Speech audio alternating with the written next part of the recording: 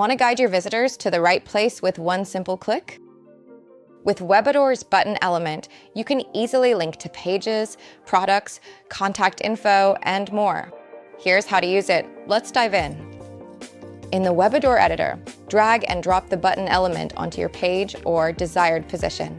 Next, click on the button and add the text you want, like "Contact us" or "Shop now," something that tells visitors what to expect.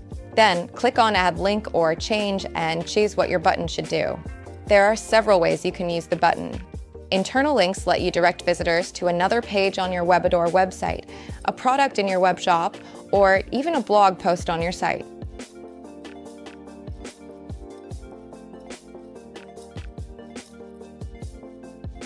Web page allows you to link to an external site. Just make sure the address is correct and enable Open in New tab so your own website stays open.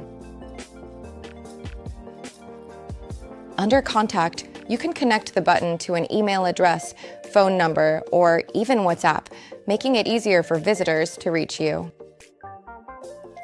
Lastly, if you want to offer a download, simply upload a file and link it. Then visitors can download it with one click. Once you've set the destination, click Save. Want to match the button to your site's design?